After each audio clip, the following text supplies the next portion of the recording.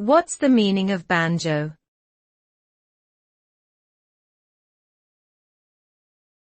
Banjo.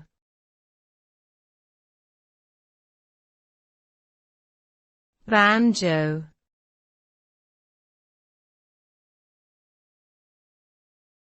Banjo.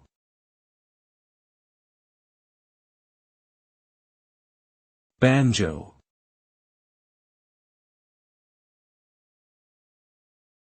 A banjo is a stringed instrument that is commonly used in folk music and bluegrass. It typically has a circular body, a long neck, and 4 to 6 strings that are played with either a pick or the player's fingers.